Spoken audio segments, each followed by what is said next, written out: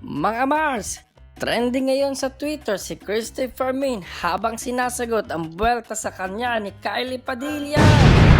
Ito ay matapos mag-post ng maanghang na tweet si Kylie Padilla laban sa veteranang kolumnista na ngayon ay deleted na. Ang naturang tweet ni Kylie ay ito. Hi Christopher Min, alam ko kung sino source mo. Huwag niyong hintayin magsalita ako tungkol sa inyo. Magtitimpi ako dahil sa mga anak ko.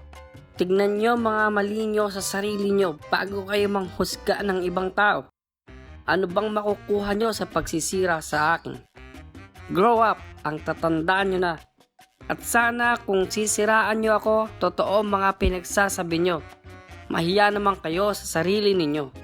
Kung gusto nyo ako siraan, sana totoo na lang yung mga pinagsasabi nyo. Mahiya naman kayo sa mga sarili nyo.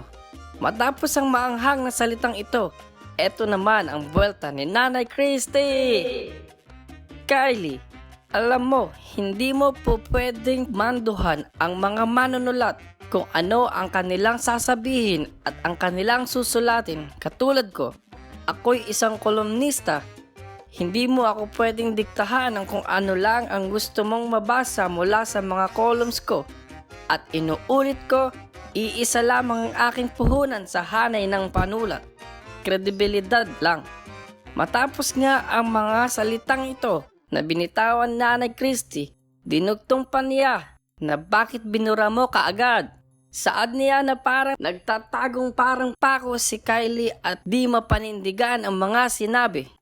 Kylie, alam mo, hindi mo po pwedeng manduhan ang mga manunulat kung ano ang kanilang sasabihin at ang kanilang susulatin.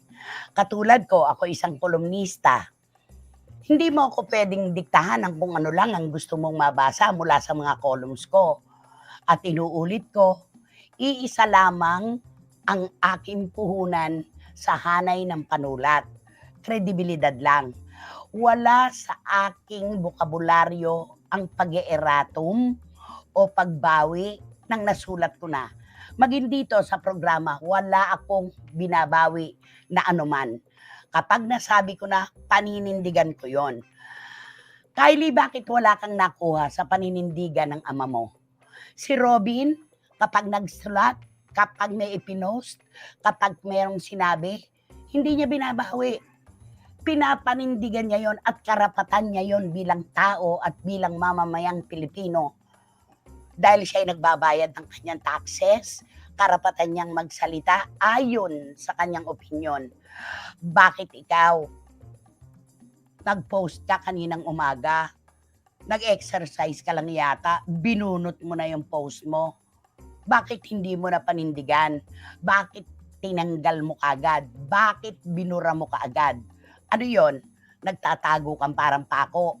Litaw ang ulo mo, nakatago ang katawan mo. Hindi tama yon. Kapag meron kang sinulat o sinabi, panindigan mo. Karapatan mo yun eh. Sarili mo yan eh. Diba? Panindigan mo yan. Hindi po pwedeng hindi mo paninindigan.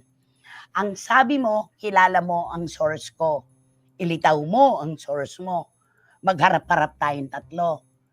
Mga Marites, umiinit na naman ang isyong ito eh. Patagal ng patagal, painit pa ng painit. Hay! Abangan natin ang mga susunod na mangyayari. Ito na naman po si Chokaran Chokaran. Please like and subscribe. Comment ka na rin. Humma!